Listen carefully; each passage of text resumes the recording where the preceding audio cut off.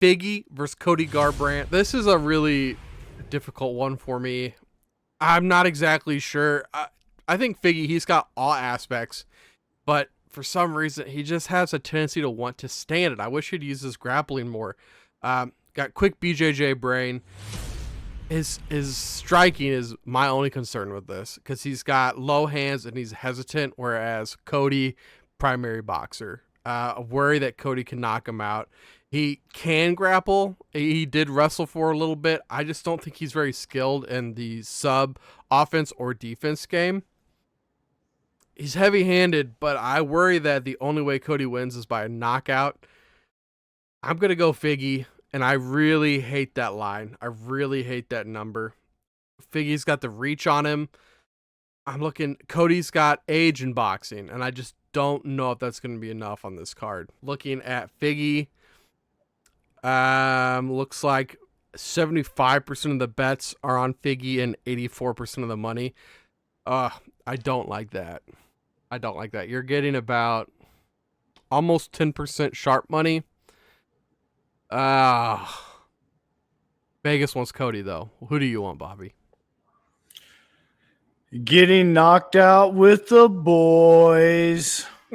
Taking head trauma with the boys. Cody Garbrandt fans know what I'm talking about. When he was coaching against TJ Dillashaw in the Ultimate Fighter, he was hanging out with the boys. Well, he's going to keep getting head trauma from this fight with the boys.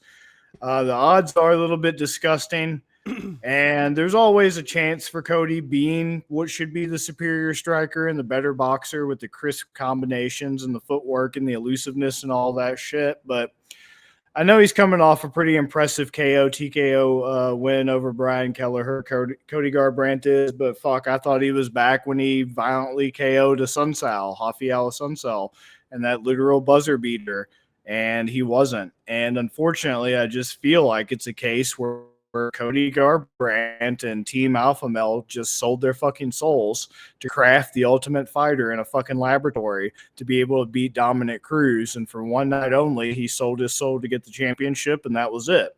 Because unfortunately, ever since he beat Dominic Cruz and made it look easy, he's been on a downward slide. And this is like the longest win streak he's put together since that time, I do fucking believe, actually, which is kind of impressive when you think about it. But I feel like it's a trap.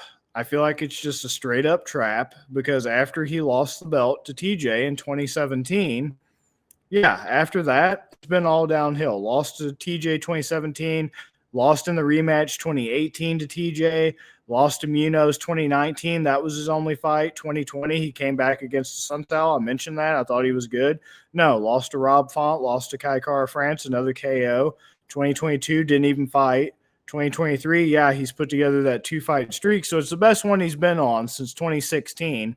But just even saying that out loud, you see how that's a problem. You see how that's an issue. It's 2023, and he put together his best streak since 2016, when all the years in between were him being violently knocked out in the first or second round for the most part. And that's fucking very, very concerning and doesn't really lead me to want to get wrapped up and pulled in to that fucking trap that is Cody Garbrandt at plus 245. I feel like it's a trap. I feel like it is going to be a primarily striking affair. And Deiveson might not be the most technically polished, beautiful to look at fucking fundamental striker, but he's definitely got knock you on your ass power that has thus far translated at 135, as evidenced by him knocking Rob Font on his ass in his last fight at bantamweight since moving up. So with all that being said, Cody's, even if he has improved, your chin doesn't. Your chin doesn't improve with age. It doesn't improve with time. And that has proven to be so far Cody's biggest issue is he got by so far, so fast in the division with no fight IQ and having power of his own and just getting into careless see red bro fucking situations where he did rely on his chin way too much, and now he's paying for it. And I don't really see any reason for that to change at this fight. Fighting another heavy-handed guy with thudding, put your on your ass power, I just feel like he's going to succumb to that, and it's going to be, unfortunately, another early night for Deiveson Figueiredo in round 1 or 2 at the latest, unfortunately. And that sucks because I am a Cody Garbrandt fan, but let's call a spade a spade. So, yeah, I'd put Figgy, bring me some Figgy pudding and whatever the fuck the KO TKO is. I hate saying shit like it's a guarantee because then it bites me in the ass and I roll around on top of each other like a soft core porn or something fucking stupid. But Right. it's damn near the only guarantee on this card, I feel like. So are you going to go with the knockout? yeah, I'd go with the knockout. Okay. TJ, I mean, I keep wanting to call him TJ because he fucking stuck up for TJ even when he shouldn't. I'll say something about TJ's honor. But Cody, once again, he's going to get knocked out. I don't think he can make it to a decision. He was lucky he made it to a decision with Trevin Jones. And that's the other thing that's pushing me over the edge to not believe in him is, yeah, once again, the Kelleher KO feels like he's back.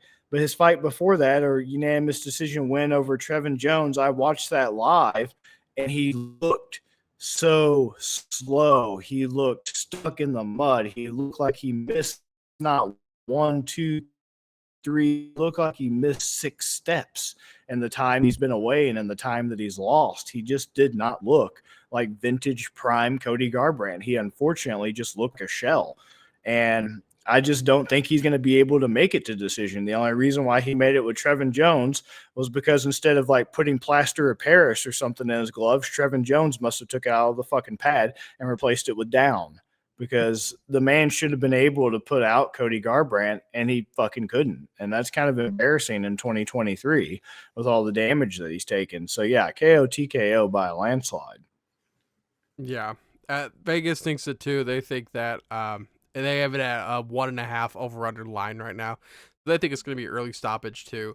I worry that Figgy's just so good with grappling and BJJ that I just don't think Cody can keep up with him. So I feel like he's pretty live to get the sub too. Yeah, I just don't think it's going to be like neither one. They both have it. They're both the prototypical. It's in the back pocket, and if I need it defensively, Right. I'll damn sure pull it out. But neither one of these dudes is going to be aiming to use it offensively. Like, it's not going to be a plan, even if they get rocked, especially Cody. Once again, that's another reason I just keep digging a hole deeper and deeper for Cody.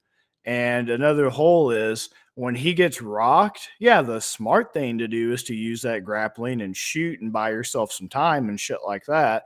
No, Cody just fucking doubles down and sees red and starts swinging like he's the little brother that wants the remote control from you for the fucking TV.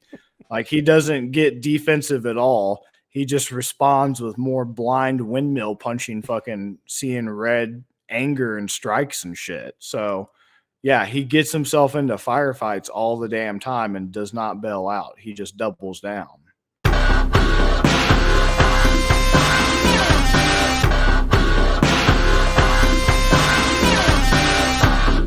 You better start listening to the Better in Green podcast. You will not regret it. Trust me, trust me, trust me. And hey, I'm Dean Blandino. Welcome, welcome, welcome to Better in Green, eh? To Better in Green, eh? To Better in Green, eh? Listening and cash out, that's what it's all about. Come on, let's make cash now. We always on spot and we cover all spot from the bottom to the top, hey. Shout out to Ethan, shout out to Wyatt, shout out to Ben. Welcome, welcome to our podcast, Better in Green.